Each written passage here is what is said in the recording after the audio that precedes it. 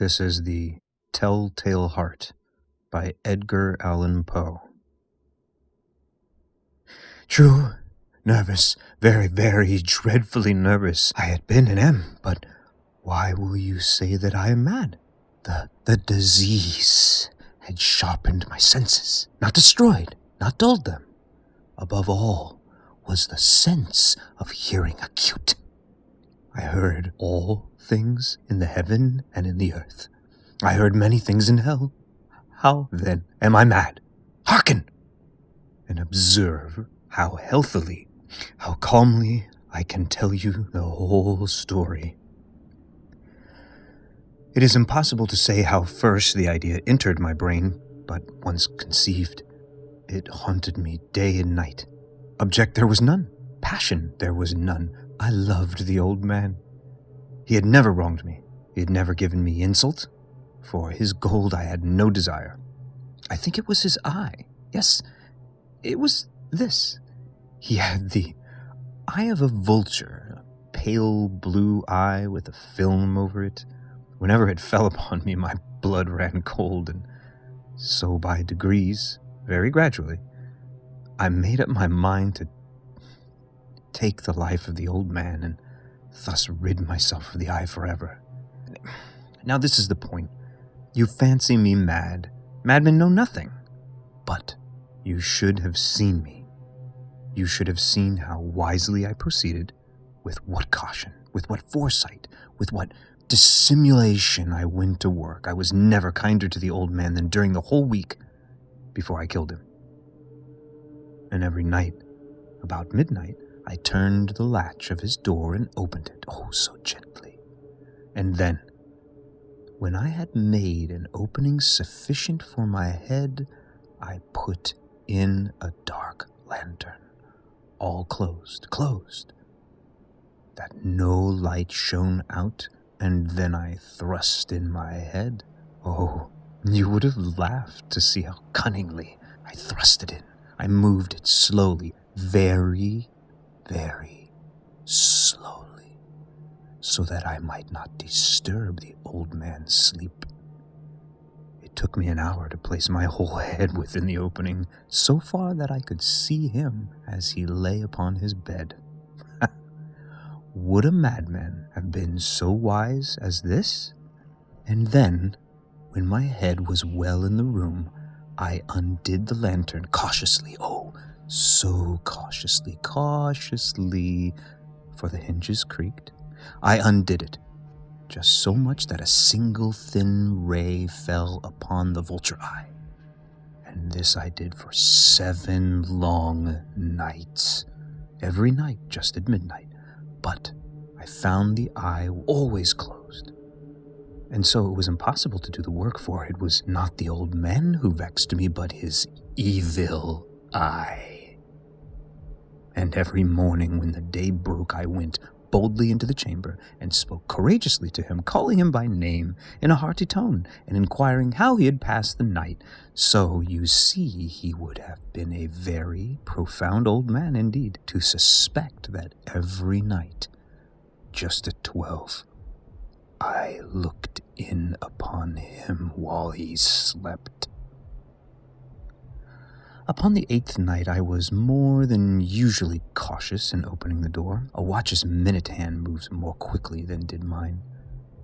Never before that night had I felt the extent of my own powers, of my sagacity. I could scarcely contain my feelings of triumph to think that there I was, opening the door little by little, and he had not even to dream of my secret deeds or thoughts. I fairly chuckled at the idea, and perhaps he heard me, for he moved on the bed suddenly as if startled. Now you may think that I drew back, but no. His room was as black as pitch with the thick darkness, for the shutters were close-fastened through fear of robbers, and so I knew that he could not see the opening of the door, and I kept pushing it on steadily. I had my head in and was about to open the lantern when my thumb slipped upon the tin fastening, and the old man sprang up in bed crying out, "Who's there?" I kept quiet, still, and said nothing. For a whole hour I did not move a muscle, and in the meantime I did not hear him lie down. He was still sitting up in the bed listening, just as I have done night after night, hearkening to the death watches in the wall. Presently I heard a slight groan, and I knew it was the groan of mortal terror. It was not a groan of pain or of grief, oh no. It was the low, stifled sound that arises from the bottom of the soul when overcharged with awe. I knew the sound well. Many a night, just at midnight, when all the world slept, it has welled up from my own bosom, deepening with its dreadful echo. The terrors had distracted me. I say I knew it well. I knew what the old man felt and pitied him. Although I chuckled at heart, I knew that he had been lying awake ever since the first slight noise when he had turned in the bed. His fears had been ever since growing upon him. He had been trying to fancy them causeless, but could not. He had been saying to himself, "It is nothing but the wind in the chimney. It is only a mouse crossing the floor, or a cricket which has made a single chirp." Yes, he had been trying to comfort himself with these suppositions, but he had found all in vain, because death, in approaching him, had stalked with his black shadow before him and enveloped the victim. And it was the mournful influence of the unperceived shadow that caused him to feel, although he neither saw nor heard, to feel the presence of my head within the room. When I had waited a long time very patiently without hearing him lie down, I resolved to open a very, very little crevice in the lantern. So I opened it. You cannot imagine how stealthily, until, at length, a simple dim ray, like the thread of the spider, shot out from the crevice and fell full upon the vulture eye. It was open, wide open, and I grew furious as I gazed upon it. I saw it with perfect distinctness, all a dull blue, with a hideous veil over it that chilled the very marrow in my bones, but I could see nothing else of the old man's face or person, for I had directed the ray, as if by instinct, precisely upon the damned spot.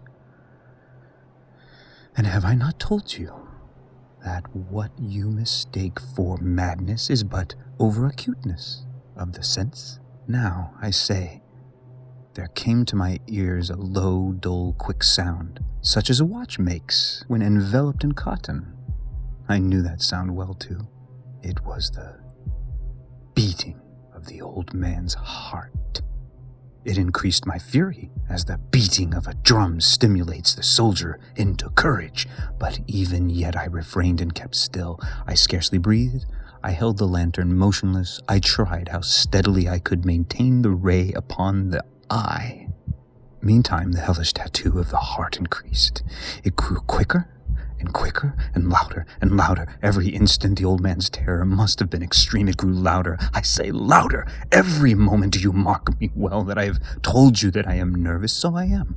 And now, at the dead hour of the night, amid the dreadful silence of that old house, so strange a noise as this excited me to uncontrollable terror. Yet, for some minutes longer, I refrained and stood still, but the beating grew louder. I thought the heart might burst, and now a new anxiety seized me. The sound would be heard by the neighbor. The old man's hour had come. With a loud yell, I threw open the lantern and leaped into the room. He shrieked once only. In an instant, I dragged him to the floor and pulled the heavy bed over him. I then smiled gaily to find the deed so far done.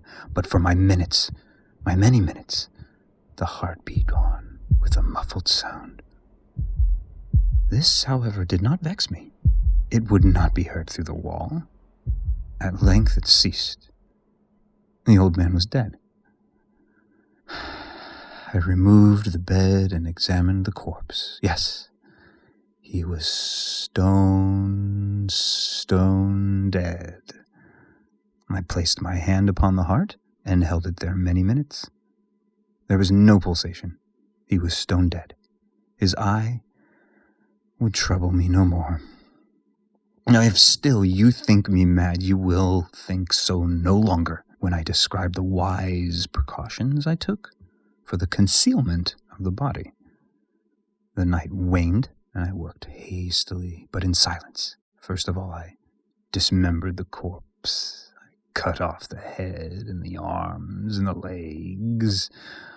I then took up 3 planks from the flooring of the chamber and deposited all between the scantlings. I then replaced the boards so cleverly, so cunningly, that no human eye, not even his, could have detected anything wrong.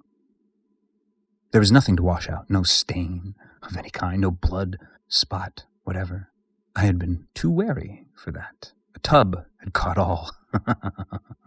When I had made an end of these labors, it was 4 o'clock, still dark as midnight. As the bell sounded the hour, there came a knocking at the street door. I went down to open it with a light heart, for what had I now to fear? There entered 3 men, who introduced themselves with perfect suavity as officers of the police. A shriek had been heard by a neighbor during the night. Suspicion of foul play had been aroused. Information had been lodged at the police office, and they, the officers, had been deputed to search the premises. I smiled, for what had I to fear? I bade the gentleman welcome. The shriek, I said, was my own in a dream.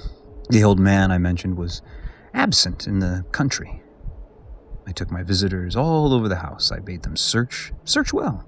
I led them, at length, to his chamber. I showed them his treasures, secure, undisturbed. In the enthusiasm of my confidence, I brought chairs into the room and desired them here to rest from their fatigues, while I, myself, in the wild audacity of my perfect triumph, placed my own seat upon the very spot beneath which reposed the corpse of the victim. The officers were satisfied. My manner had convinced them. I was singularly at ease. They sat, and while I answered cheerily, they chatted of familiar things. But ere long, I felt myself getting pale and wished them gone. My head ached, and I fancied a ringing in my ears, but still they sat and still chatted. The ringing became more distinct. It continued, and became more distinct. I talked more freely to get rid of the feeling, but it continued and gained definiteness until, at length, I found that the noise was not within my ears. No doubt, I now grew very pale, but I talked more fluently and with a heightened voice. Yet the sound increased, and what could I do? It was a low, dull, quick sound, much such a sound as a watch makes when enveloped in cotton. I gasped for breath, and yet the officers heard it not. I talked more quickly, more vehemently, but the noise steadily increased. I arose and argued about trifles in a high key and with violent gesticulations, but the noise steadily increased. Why would they not be gone? I paced the floor to and fro with heavy strides, as if excited to fury by the observations of the men, but the noise steadily increased. Oh God, what could I do? I foamed, I raved, I swore. I swung the chair upon which I had been sitting and grated it upon the boards, but the noise arose over all and continually increased. It grew louder, louder, louder, and still the men chatted pleasantly and smiled. Was it possible? They heard not? Almighty God, no. They heard. They suspected. They knew.